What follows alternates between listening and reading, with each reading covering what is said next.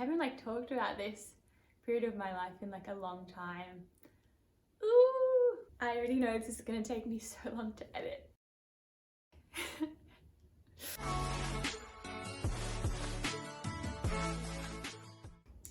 Hello beautiful people.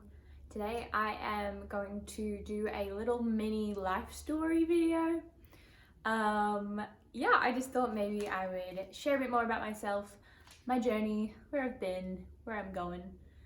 Well, I don't know where I'm going, but I'm a little nervous. I haven't made a video like this before, but let's just dive in.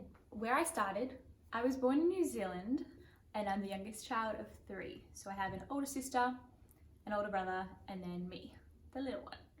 I was always like the baby of everything. I think that's fed a lot into my personality. So basically my mum is from New Zealand and my dad's from Australia, and they met in Melbourne and ended up moving to New Zealand for a time. But we moved back to Australia when I was not even 2 yet. So my dad at the time when I was growing up, he was an Anglican minister, which is a denomination of Christian church here in Australia, and obviously it comes from England. And then my mum, before I was born, was a dance teacher, but all through growing up my mum was a stay-at-home mum until I was 16 when she went back to work. I moved around quite a bit growing up until I was 8 years old, and we settled in a very small town, kind of the outskirts of Melbourne. Like I had friends from school who lived on farms, things like that. And that was kind of where I stayed from 8 to 16. It was a really nice place, I think, to grow up. Our house was on like a ton of land, so like couldn't hear neighbours, couldn't see neighbours. It was pretty awesome to be able to explore and just run around and do all that kid stuff. Growing up, I struggled at school. I didn't like it. When it came to primary school and stuff, like that was all mostly fine. There was like a little bullying here and there, but yeah, it was okay. Aside from that, I was a pretty happy kid. I loved singing and dancing and just playing around and making up stories and all that sort of fun stuff. So I went to 3 primary schools and 2 high schools.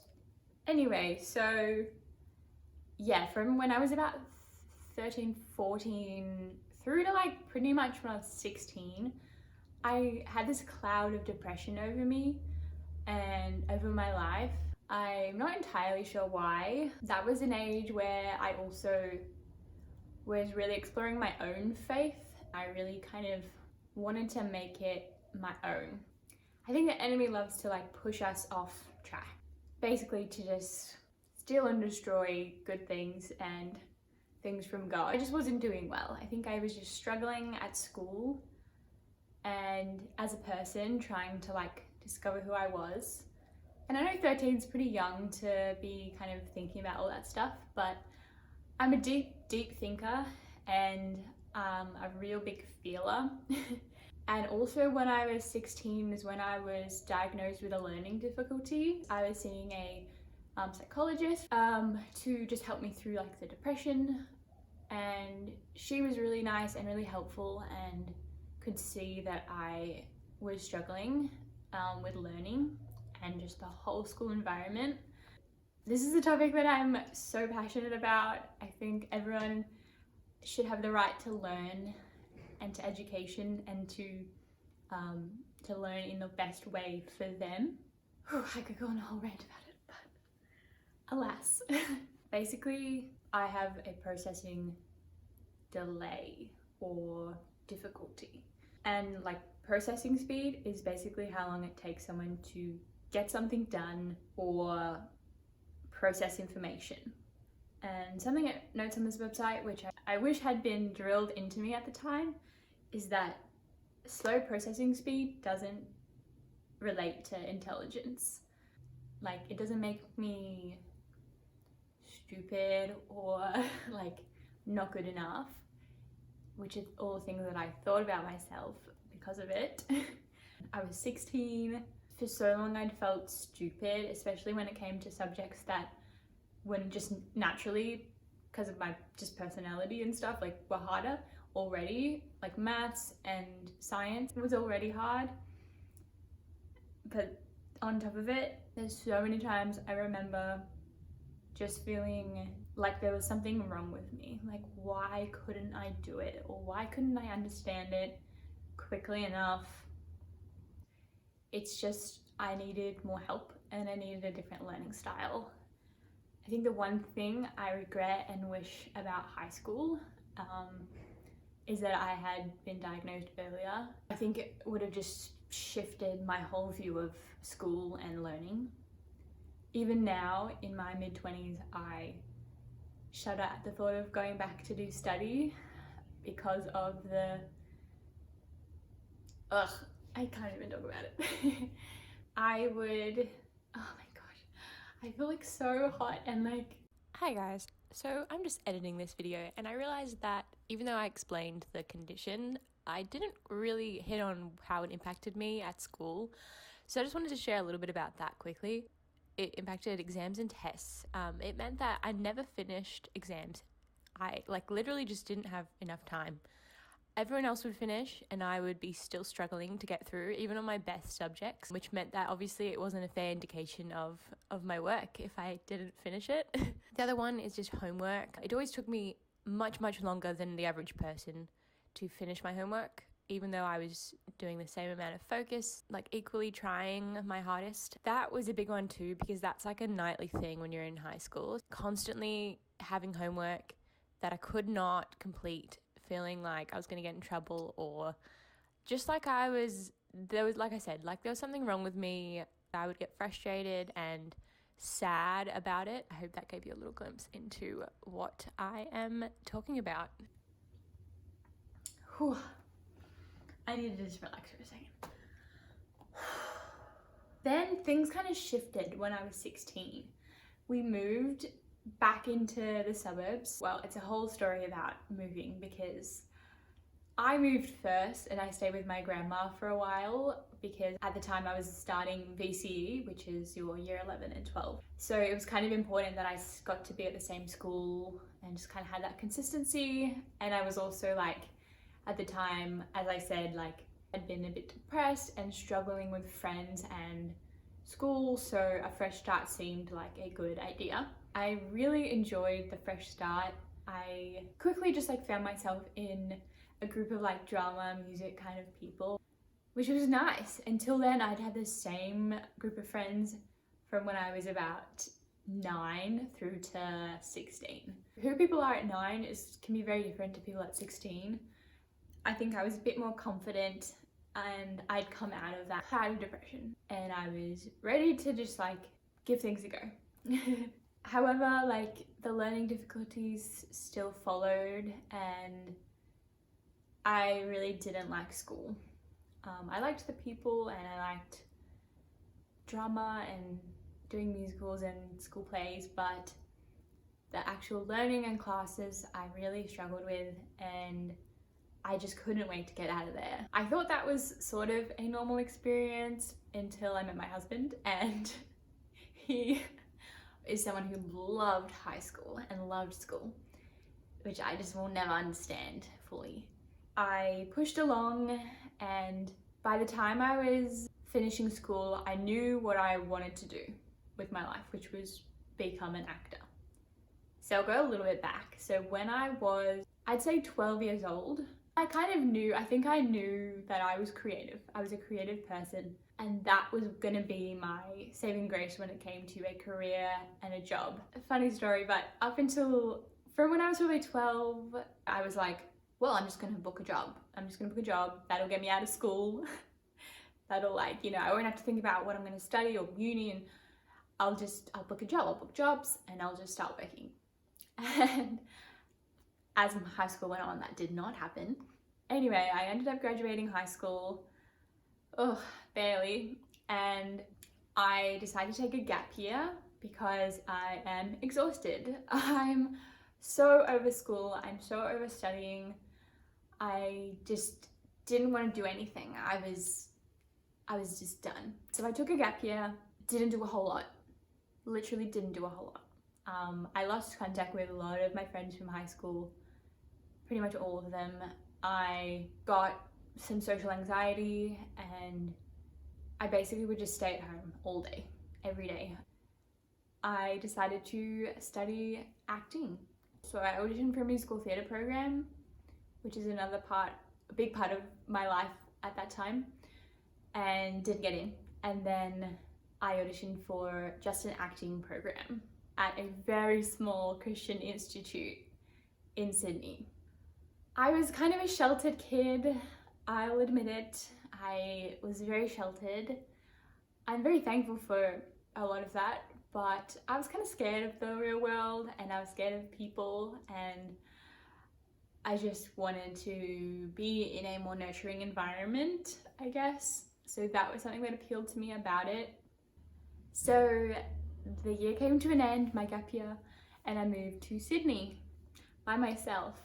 My course was 3 years and I would come home every major holidays and just stay with my family again. But that was my life for 3 years. It was an intense course. I don't know if everyone felt that. I think everyone did. It was not your typical uni experience whatsoever. I was at uni from roughly 9 to 5 days a week. And when we'd have like performance seasons, it would be like on a Saturday too. So it was a lot. I couldn't have like a job outside of work just because I couldn't manage it with everything. So I didn't have a lot of money. It was just my first time out of my own dealing with life and managing everything myself. It was not the smoothest of transitions for me into young adulthood. I definitely developed some habits and coping mechanisms that weren't healthy and that I've thankfully shaken off, but it was a strange time. I might go into it in another video.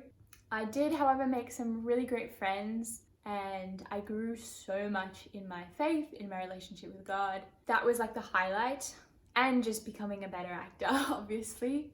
But yeah, there was it's a uni degree. Everyone's got highs, everyone's got lows, and you just kind of come out the other side a new person. So in my final year of my degree, I had the awesome opportunity of traveling to LA for 3 months to do an acting course and study there. So I was there for 3 months with 4 other girls from my year level and another year level. We got pretty close. It was a really fun experience. It was honestly one of the best experiences of my life. So we were in this like massive kind of apartment complex. It's like where a lot of actors have stayed and still stay, especially like kid actors. Hilary Duff stayed there. That was fun to learn. Big fan. I turned 21. I was living in a studio apartment, which had been my dream for so long because I had roommates after roommates after roommates in my first few years of uni. It had been like my dream since I was a kid to go to LA. I was always really obsessed with America and especially just California. I wanted to be an actor so bad, so I really studied about like where people go, like where do productions happen, and I was just so excited. Now I've been there 3 times, but I'm still so excited for the next time I get to go. I basically came away from the experience with a lot of confidence and feeling like I could really do this. Like I could really come back here. I can't describe it. It's just when you know that you're in the right place, you just know. Flash forward, I finished my 3rd year of uni and a series of random events occurred and I decided I was gonna move to LA as soon as I finished uni, basically. It was both like exhilarating and terrifying because I was like, how am I gonna do it? There's a whole situation about like visas and where I would live and I wouldn't know anyone, but it really did feel like God was telling me He would make a way and that it was something to go for. In March of 2018, I got on a plane, landed in LA. I'll do another video about it because that was a year that was like from heaven and from hell. That's probably the best way I can describe it. It was crazy. It was crazy. At the time, I really believed I wasn't going to go back to Australia anytime soon. My visa was only for a year, but I just was like, I'll figure it out. Like, there's time. Obviously, I'm back in Australia, so I did not work it out. But, oh my gosh, the turn... Well. How the turntables... turn my life would have taken had I stayed would have been completely different, and I have zero regrets about moving back here. I moved back to Australia really reluctantly. I was crying on the planes because the best thing about the whole year I was there is that I met my best friend, Annie. She's amazing. So I met her about 5 months or so into being in LA. And so I only had about 6 or so months with her there in person. But we just became best friends so quickly. We just got each other. It was just one of those things where you just click with someone and it's like you've just known them for ages. I just really look at that year and I think over all the struggles and the tough stuff and just the fact that I got to meet her and call her my friend still, it was all worth it. I begrudgingly arrived back in Australia with kind of a plan to get back in a few months. What instead ended up happening was about a week after being home, my mum had a friend from her church visit and I ended up joining in the conversation they were having, and she was saying that she had a daughter my age who had also just been overseas for a year and had just returned and had also studied acting and said like, you guys should meet. So I was like, yes, that would be great. We connect on Facebook and go out for coffee a few days later. And she invites me along to a church that I hadn't been to before. I was kind of just bouncing between some. And the very first week that I went with her, my husband was there and he noticed me, apparently. I don't remember this. And he decided he really wanted to get to know me. And about a year or so later, we got married. And that kind of brings me to today. So I've been back in Australia for 2.5 years now. I could not be happier about it. I do obviously miss LA, I miss my friends. I was gonna say friend, and then I was like, I should probably say friends because I have multiple friends there. But my life, it hasn't gone how I expected it. But in a way, it's like so much better. It's not over yet. Like there's still a lot of unfinished business that I have and things that I'm working on and working through. I'm just so happy about where I am and where I've come from. But yeah, I have the best husband. Just talking about it, I just feel so many mixed emotions. But overall, I feel very grateful and just very loved. And I hope that wherever you are in your journey, you can see the light and you can see that there are hard things in life, but there are also beautiful things. This was meant to be an inspirational video, unlike my first one. Whew. Thanks so much for watching today. I hope you enjoyed learning more about me and my journey. Thanks to everyone who's subscribed and watched my videos so far. It means so much to me. So much love. And I'll see you in my next video.